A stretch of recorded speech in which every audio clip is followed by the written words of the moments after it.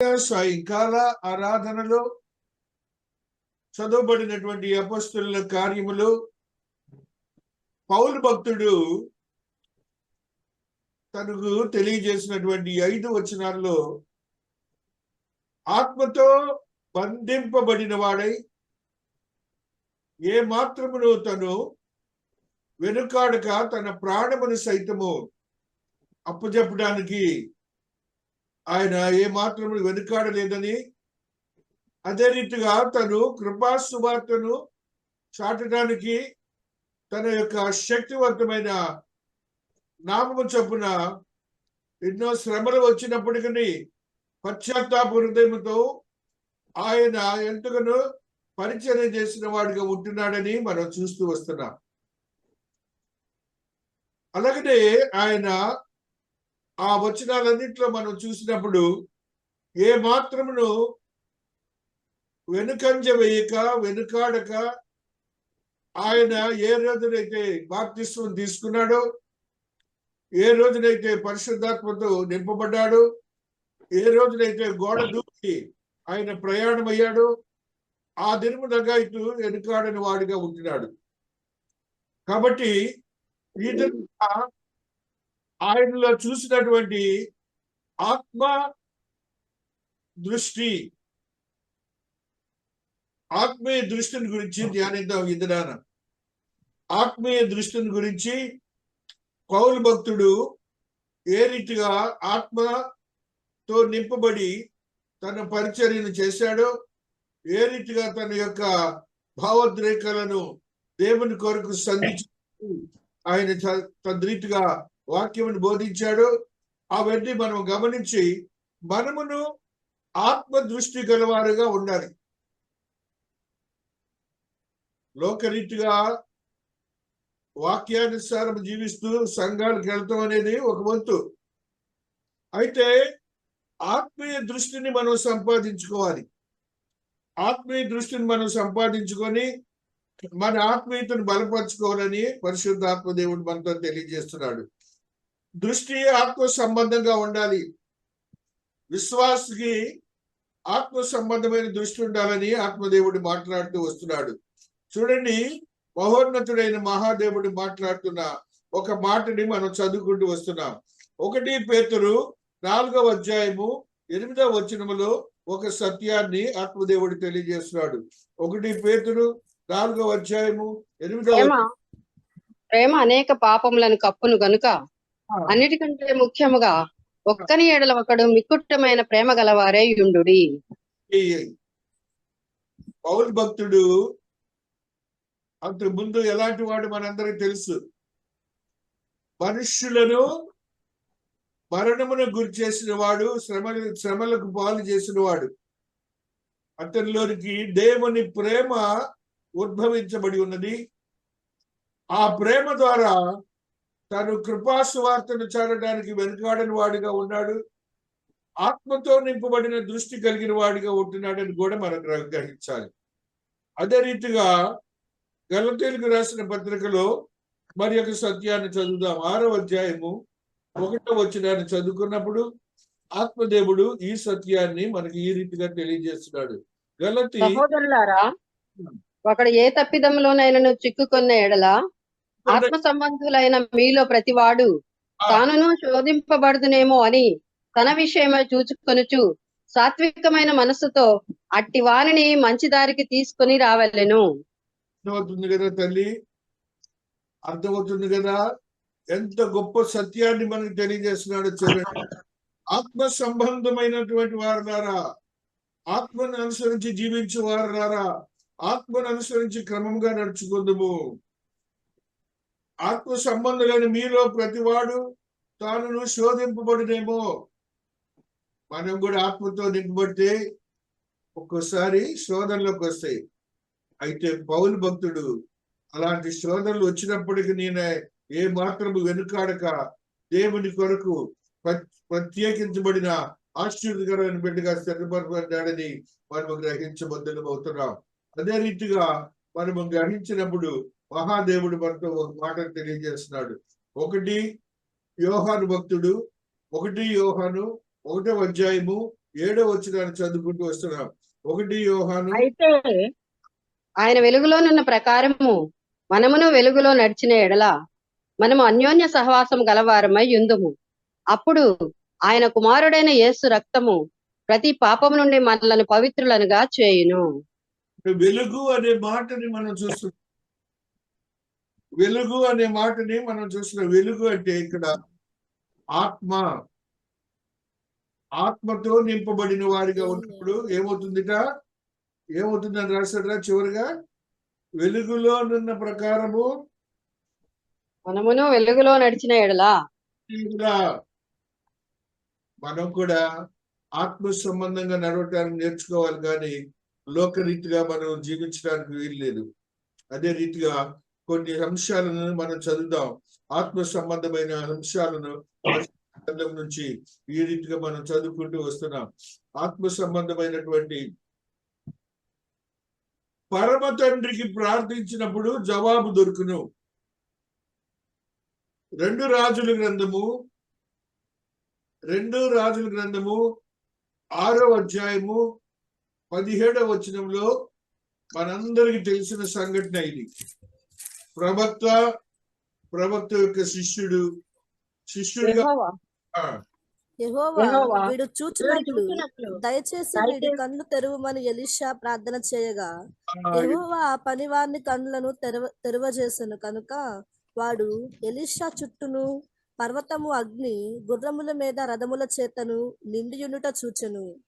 అది ఆత్మతో నింపబడినప్పుడు ఎలా ఉంటుందంటే, పౌలు భక్తుడు చూశాడు కదా, నాకు ఇశ్రాయేల్ దేశం వెళ్తున్నారు, వారు నన్ను చంపుతారు, అయినా నేను లెక్క చేయట్లేదు అన్నాడు.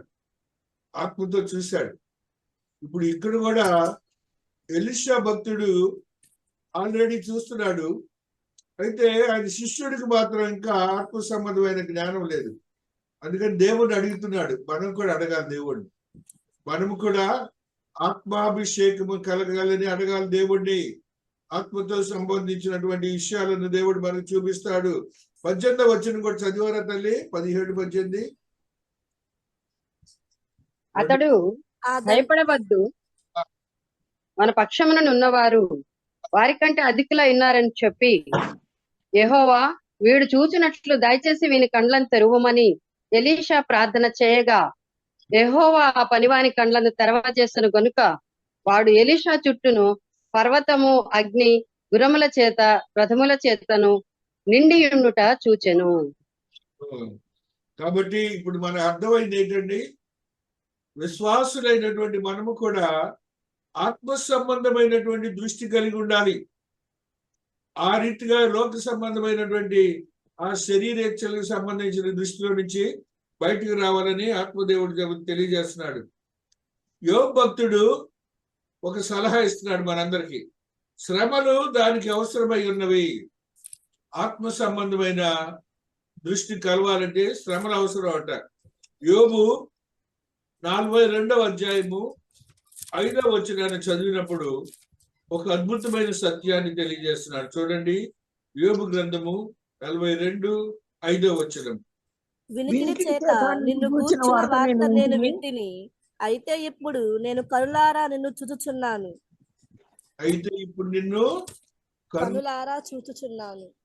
అప్పుడు వారికి యోబు భక్తుడికి అర్థం కాల. యోబు భక్తుడికి మామూలు దృష్టితోనే దేవుడిని చూశాడు, చూస్తున్నాడు దేవుడిని. కాబట్టి శ్రమలు అనేవి అతను 42వ అధ్యాయం వచ్చేంత వరకు శ్రమలే. ఆ యొక్క శ్రమలకు పడుతూనే ఉన్నాడు. యెషయా భక్తుడు కూడా ఒక మాట తెలియజేస్తున్నాడు. చూడండి, 29వ అధ్యాయము 18వ వచనమును చదువుకుంటూ వస్తున్నాం.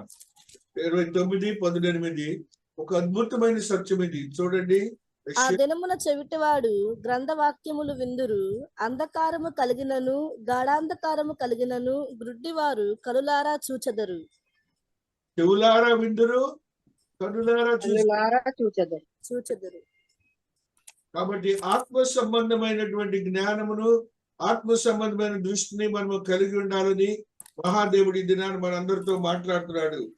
వీటికి ఈ ఆత్మ సంబంధమైన దానికి శ్రమలు అవసరం అంటున్నాడు. తండ్రిని ప్రార్థించినప్పుడు దేవుడు ఇస్తాడని అంటున్నాడు. అంటే పరిశుద్ధ హృదయం అవసరము అంటున్నాడు. మత్తయి 5వ అధ్యాయము 8వ వచనంలో పరిశుద్ధమైన హృదయం అవసరం అంటే మనకి ఆయన కొండ మీద ప్రసంగం మీద యేసయ్య హృదయ శుద్ధి గలవారు ధన్యులు, శుద్ధి గలవారు ధన్యులు, వారు వారు దేవుని దేవుని చూచెదరు. దేవునికి స్తోత్రాలు చెప్పండి, దేవునికి స్తోత్రాలు చెప్పండి. హల్లెలూయా, హల్లెలూయా. దానికి పెద్ద ప్రోగ్రామ్ మనకి. ఆ రీతిగా మూడవ భాగాన్ని మనం చూసాం. 4వ చూస్తున్నాం చూడండి. పరిశుద్ధమైన విశ్వాసులకు ఆ ఆత్మీయ దృష్టి ఎవరికి ఉంటారంట? పరిశుద్ధముగా ఉండే విశ్వాసులు అంట. యోహాను సువార్త 14వ అధ్యాయము 19వ వచనం చదువుకున్నప్పుడు ఒక నూతనమైన అనుభవంతో కూడిన ఆశ్చర్యకరమైన స్థితిని మనకి ఇస్తున్నాడు చూడండి. పరిశుద్ధ అయితే మీరు నన్ను చూదురు, నేను జీవించుచున్నాను కనుక మీరును జీవిద్దురు. మళ్ళీ మొట్టమొదటి మాట చదువురా, ఏంటది? అయితే అయితే మీరు నన్ను చూద్దురు, నేను జీవించుచున్నాను కనుక మీరును జీవిద్దురు. కనుక మీరును చూస్తారు. కాబట్టి ఆయన మరణించినప్పటికీ పరిశుద్ధాత్మతో నింపబడిన వాడిగా ఆయన మహిమ శరీరమును కలిగి ఉండి ఆయన మనకు దృష్టినిచ్చే దేవుడని మనం విశ్వసించాలి. పరిశుద్ధాత్మ దానికి కారణమైనటువంటి 5వది. ఆ ఆత్మీయ దృష్టి కావాలంటే పరిశుద్ధాత్మను మనం పొందాలి. యోహాను సువార్త 16వ అధ్యాయము 14వ వచనాన్ని చదువుకున్న 14-15 చదువుకుంటూ వస్తున్నాం. యోహాను ఆయన నా వాటిలోనివి తీసుకొని మీకు తెలియజేయను గనుక నన్ను మహిమపరచును. తండ్రికి కలిగినవన్నీ నావి, అందుచేత ఆయన నా వాటిలోనివి తీసుకొని మీకు తెలియజేయనని చెప్పి తిని. కొంచెము కాలమైన తరువాత మీరిక నన్ను చూడరు, మరికొంచెము కాలమునకు నన్ను చూచెదరని చెప్పాను. స్పష్టంగా చెబుతున్నాడు దేవుడు, స్పష్టంగా మనతో మాట్లాడుతున్నాడు. పరిశుద్ధాత్మ చూపిస్తారు. ఆ రీతిగా మనం గ్రహించాలి. విశ్వాస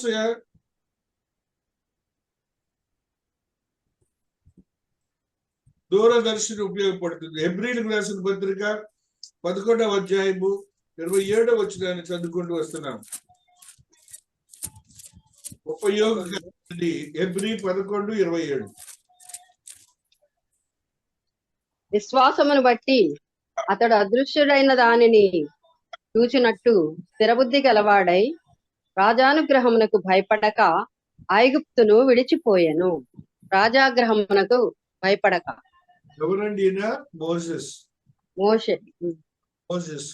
మోషే భక్తుడు విశ్వాసమును బట్టి ఆయన దేవుణ్ణి చూశాడంటే యేసయ్యను కూడా చూశాడు. కాబట్టి ఆత్మీయ దృష్టిని కలిగి ఉన్నప్పుడు మనకు తెలియనివన్నీ మన చుట్టూనే ఉంటాయి. వాటిని మనం పొందుకుంటామని మనం తెలుసుకోవాలి. లోక దృష్టి ఈ యొక్క జీవితమును పాలిస్తుంది. ఈ లోకం అందు చూశారు. మనం లోకం వైపు చూస్తాం అనుకో, ఆ లోకం వైపు చూసినప్పుడు మన యొక్క జీవితం అంతా కూడాను ఆత్మీయ దృష్టికి విరోధంగా ఉంటది. కాబట్టి దాన్ని బేరీ చేసుకొని అటు ఇటు విడదీసుకొని మన జీవితాలు గడపడాన్ని మనం ప్రాధాన్యపడాలి. కానీ లోక దృష్టి వైపు ఉండకూడదు. ఈ లోక దృష్టి వైపు కొన్ని విషయాలు చదువుకుందాం. మనందరం తెలిసినటువంటి స్త్రీ చూడండి. వెనుదిరుగుటకు ముందంజ వేయుటకు ఆటంకము లోతు భార్య. ఆది కాండము 19వ అధ్యాయము 26వ వచనంలో అక్కడ దేవదూతలు ఉన్నారు, మహాదేవుడు ఉన్నారు. అయినప్పటికీ ఆ స్త్రీ ఇంకను వెనక్కే చూస్తుంది, లోకం వైపు చూస్తుంది. 19:26. అయితే లోతు భార్య అతని వెనుక నుండి తిరిగి చూచి ఉప్పు స్తంభమాయెను. ఏమైంది? ఉప్పు స్తంభమాయ వైపు చూస్తే ఏమైందండి? చనిపోయిందా? లోకం వైపు చూడ పరిశుద్ధ దేవుని రక్షణకు హేతువు మహాదేవుడు చెబుతున్నాడు. పరిశుద్ధ దేవుని చూచుటకు రక్షణకు హేతు అవుతుంది. సంఖ్యాకాండము 21వ అధ్యాయము 9వ వచనములో ఈ సత్యము లిఖించబడి ఉన్నది. సంఖ్య 21:9 పాత నిబంధన. పరిశుద్ధ దేవుని చూచుటకు మోషే ఇత్తడి సర్పం ఒకటి చేయించి స్తంభం మీద దాన్ని పెట్టెను. అప్పుడు సర్పము కాటు తినిన ప్రతివాడు ఆ ఇత్తడి సర్పమును నిదానించి చూచినందున బ్రతికెను. చూసారా? మరి దేవుని వైపు చూశాడు కానీ ఆ సర్పం వైపు చూశాడండి? లేదు లేదు. మనం కూడా దేవుని వైపు చూడటానికి ప్రయత్నం చేయాలి. కానీ పేతురు భక్తుడు కూడా చూడండి. పేతురు భక్తుడు అందరికి తెలిసిందే. సమస్యలను చూచుటకు పేతురు మునిగిపోయాను. మత్తయి 14:29లో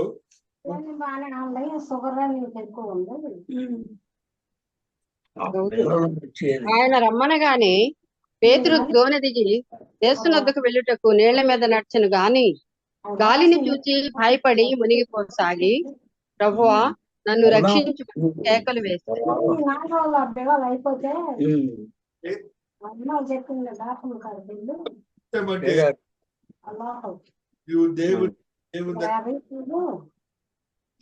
మాట్లాడుతుంటే ఈయన మాట వినలేదు. దేవుని దగ్గర ఉన్నా కూడాను విషయాలన్నీ కూడాను దూరపరచబడతాయి. దేవుడు అక్కడే ఉన్నారు. ఈయన లోకం వైపు చూశాడు. ఏం చేశాడు?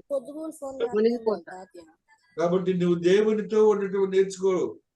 ఆత్మీయంగా నీ దృష్టిని మలుచుకో. లోకం వైపు నువ్వు ఉండొద్దని మహాదేవుడు తెలియజేస్తూ ఉన్నాడు. కాబట్టి ఆ రీతిగా మన ఆత్మీయతను బలపరుచుకొని జీవించడానికి ప్రయత్నం చేయాలి. దీన్ని ఆత్మీయ దృష్టిని పెంపొందించుకోవడానికి, ఆత్మీయ సంబంధమైనటువంటి స్థితిని పెంచుకోవడానికి మనము వ్యక్తిగతంగా ఏం చేయాలి? ఇప్పుడు 2 చదువుకున్నాం. ఒకటి ఆప్టిమిజం, ఆత్మ సంబంధమైనది. పరమ తండ్రికి జవాబు దొరికిందని ప్రార్థన చేసినప్పుడు పరమ తండ్రి నుంచి వాళ్ళు చూస్తారు కదా ఇవన్నీ. అటువంటి విషయాలు 5 విషయాలు ధ్యానించాం, 6 విషయాలు ధ్యానించాం.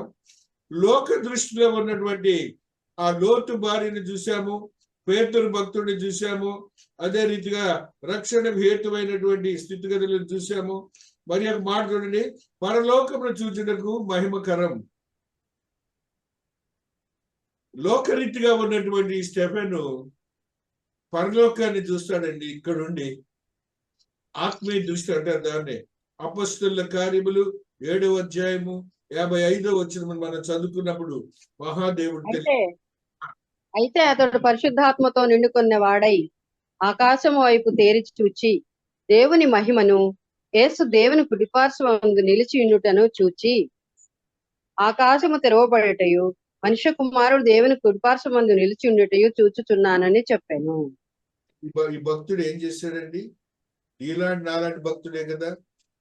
ఇక్కడ నుంచి యేసయ్య అక్కడ నిలబడటం చూస్తున్నాడంట, ఆకాశం తెరవబడటం చూస్తున్నాడంట. ఆత్మీయంగా దృష్టిని మనం సంపాదించుకున్నప్పుడు ఏ రీతిగా ఉంటుందో మహాదేవుడు తెలియజేస్తూ ఉన్నాడు. కాబట్టి మనం ఆత్మీయ దృష్టిని పెంపొందించుకోవడానికి ప్రయత్నం చేయాలని దేవాదేవుడు తెలియజేస్తున్న మాటలను మనం చూస్తూ వస్తున్నాం. యాకోబు భక్తుడు 3వ అధ్యాయము 5వ వచనంలో ఒక ఆత్మీయ సత్యాన్ని తెలియజేస్తున్నాడు. యాకోబు భక్తుడు 3వ అధ్యాయము 5వ వచనాన్ని మనం చదువుకున్నాం.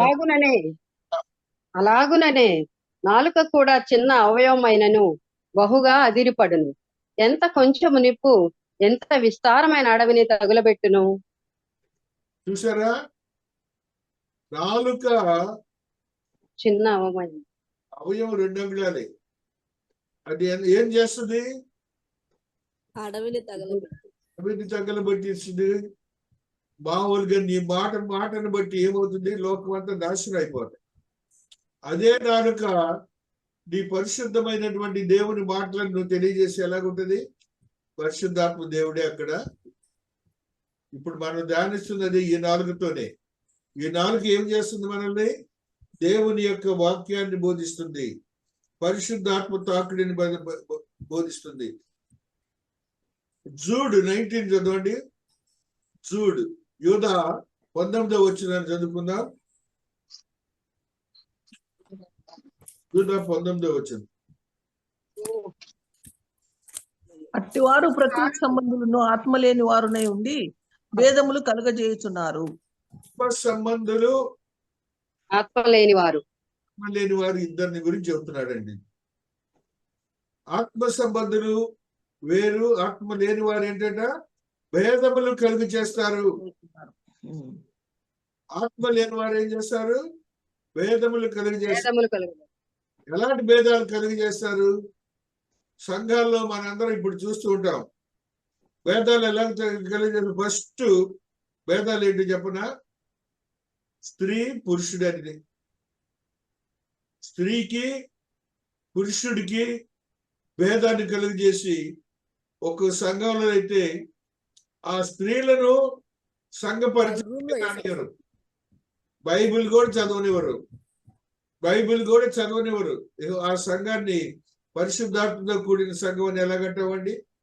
అలాగనే ధనవంతులు పేదవారు వారిని కూడా విభేదించి అటు ఇటు చూస్తూ ఉంటారు. వారిని కూడా ఏ రీతిగానూ దేవాది దేవుని సన్నిధిలో రానివ్వరు, భేదాలు కలుగజేస్తారు.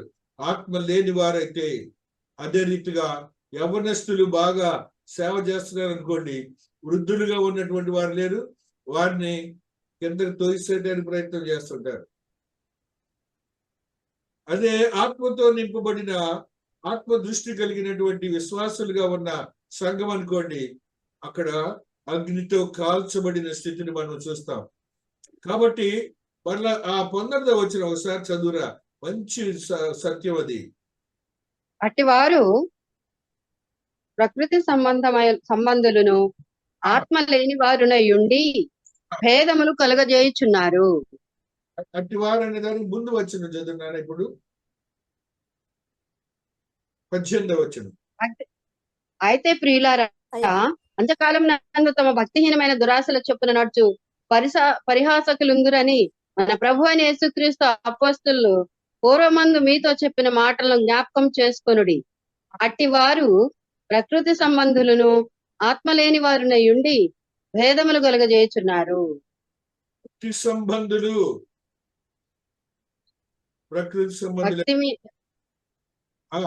భక్తిహీనమైన దురాశల చొప్పున నడిచి పరిహాసకుడు. హీనమైన దురాశలు. భక్తి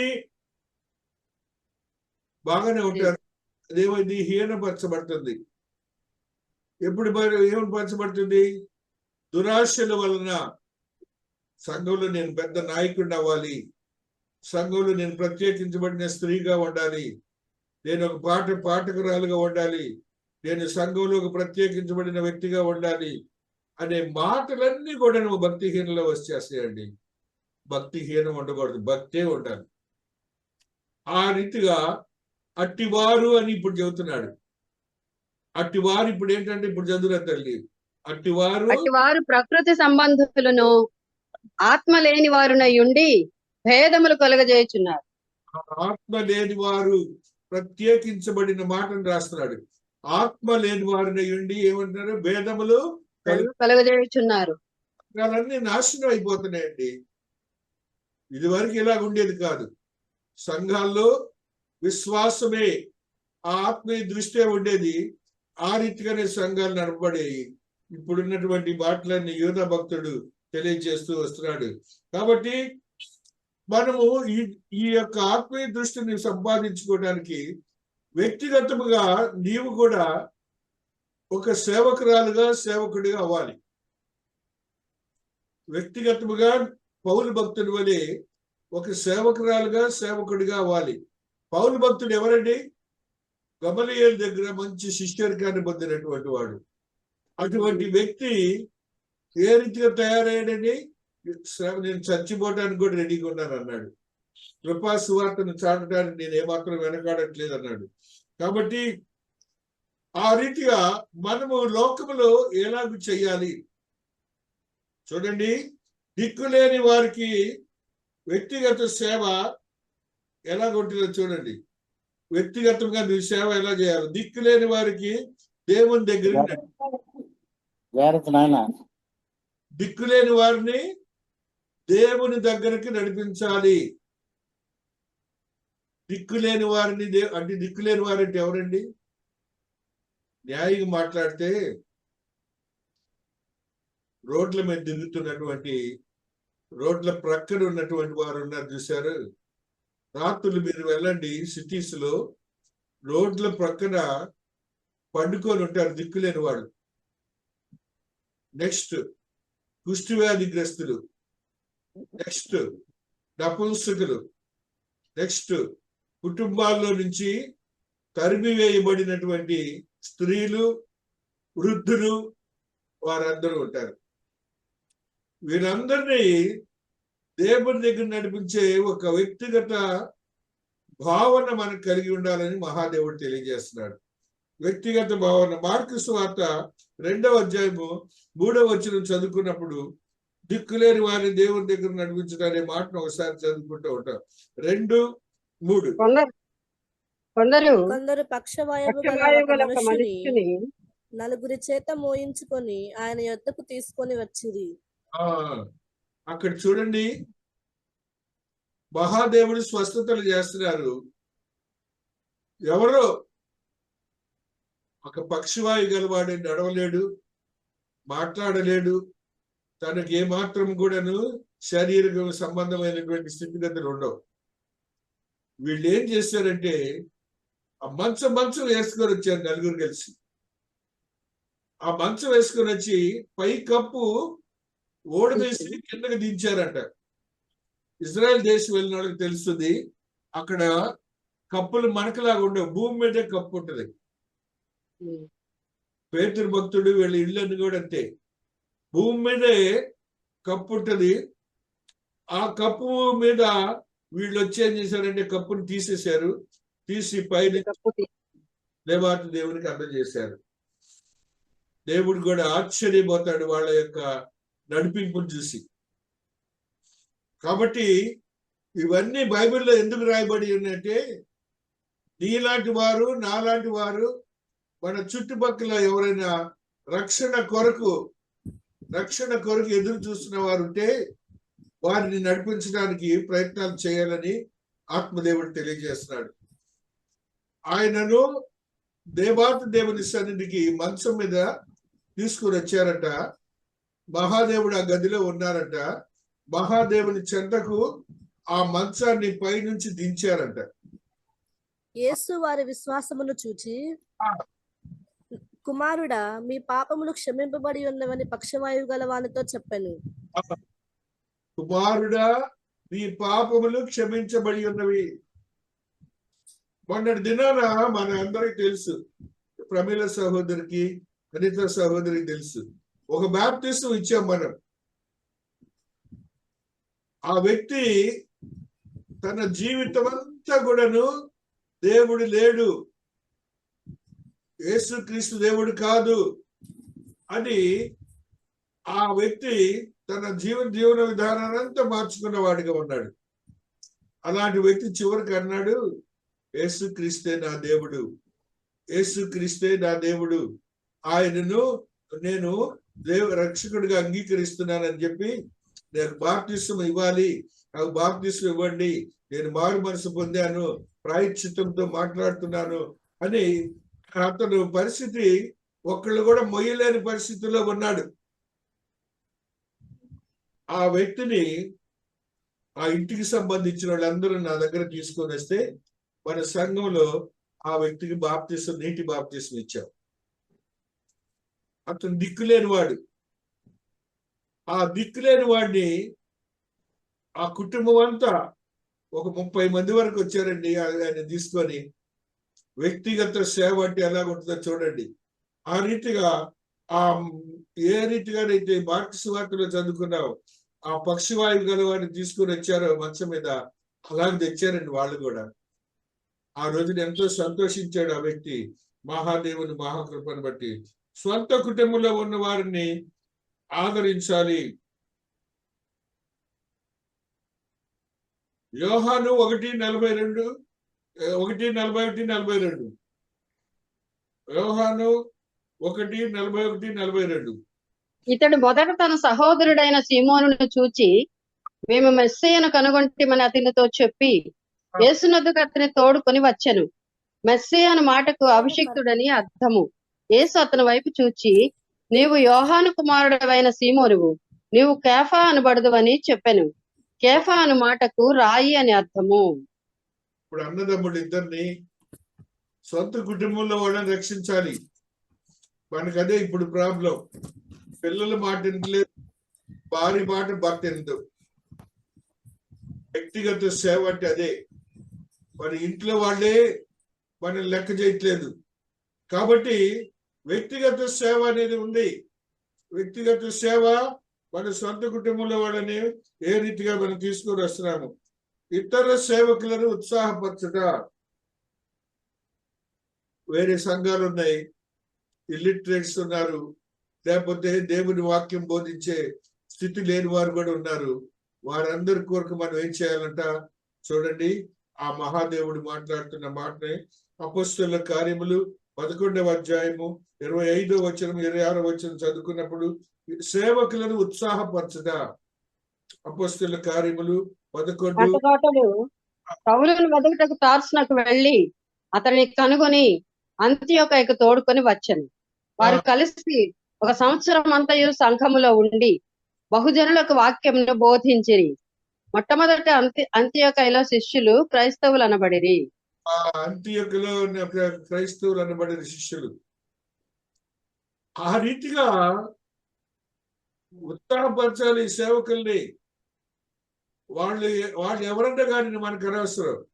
మనము ఆత్మీయంగా ఎదగటానికి వీలైనటువంటి భావోద్రేకాలని మహాదేవుడు మనకు తెలియజేస్తున్నాడని మనం గుర్తించాలి. మరణములో నుండి ఆత్మలను కాపాడుట. మహాదేవుడు మనతో మాట్లాడుతున్నాడు. మరణములో నుండి ఆత్మలను కాపాడే యోగ్యతలను కూడా మనం చూడాలని మహాదేవుడు మాట్లాడుతూ వస్తున్నాడు. మనము జ్ఞానము కలిగి పని చేయించున్నారు. ఉండేవారు జ్ఞానము కలిగి పని చేయించున్నారు. సామెతలు 11వ అధ్యాయము 30వ వచనాన్ని చదువుకుంటూ వస్తున్నాం. సామెతలు 11వ అధ్యాయము 30వ వచనాన్ని మనం చదువుకుంటూ వస్తున్నాం. నీతిమంతుడు ఇచ్చు ఫలము జీవవృక్షము, జ్ఞానం గలవారు ఇతరులను రక్షించుదురు. ఏమిట్రా మొట్టమొదటి మాట? నీతిమంతులు ఇచ్చు ఫలము జీవవృక్షము. వీళ్ళందరూ నీతిమంతులుగా తీర్చబడతారు. నెక్స్ట్ మాట ఏమన్నాడు? జ్ఞానము గలవారు ఇతరులను రక్షించుదురు. ఇతరులను రక్షించుదురు. మనమే కాదు రక్షణ పొందటం, మనం చూడాలి. వీళ్ళందరూ ఎలాగుంటారంటే చూడండి, దానియేలు భక్తుడు ఒక మాట తెలియజేస్తున్నాడు. 12వ అధ్యాయము 3వ వచనంలో ఒక అద్భుతమైన మాటను తెలియజేస్తున్నాడు. దానియేలు భక్తుడు 12:3లో ఒక మాటను తెలియజేస్తూ వస్తున్నాడు. బుద్ధిమంతులైతే ఆకాశ మండలములోని జ్యోతులను పోలిన వారే ప్రకాశించెదరు. నీతి మార్గమును అనుసరించి నడుచుకున్నట్లు ఎవరు అనేకులను త్రిప్పుదురో వారు నక్షత్రంలో నిరంతరమును ప్రకాశించెదరు. మాట తప్పుదం కాదు. ఎప్పుడు కూడా నక్షత్రముల వలె నుందరు బుద్ధిమంతులైతే ఎవరినైతే నడిపిస్తారో. కాబట్టి మనము గమనించుకొని దేవాతి దేవుని యొక్క ఆత్మీయతలో బలపరచబడాలని మహాదేవుడు తెలియజేస్తున్నాడు. మరలా కూడాను ఆశీర్వాదములు దేవాతి దేవుడు అనుగ్రహిస్తున్నటువంటి ఒక నూతన ఆశీర్వాదము క్రీస్తు దయచేస్తున్నారు. మత్తయి 4వ అధ్యాయం 19వ వచనాన్ని చదువుకుంటూ వస్తున్నాను. మత్తయి 4:19వ అధ్యాయము ఒక ఆత్మదేవుని యొక్క ఆత్మీయతతో కూడిన ఆయన నా వెంబడి రండి, నేను మిమ్మల్ని మనుషులను పట్టు జాలరులుగా చేతునని వారితో చెప్పాను. వెంటనే వారు తమ వలలు విడిచిపెట్టి ఆయనను వెంబడించిరి. వాళ్ళ వృత్తిలో నుంచే దేవాతి దేవుడు వారిని ఆయన పరిచర్యకు వాడుకుంటున్నట్టుగా చూస్తున్నారు. 19:18-15 కూడా చదువురా తల్లి. 18-15.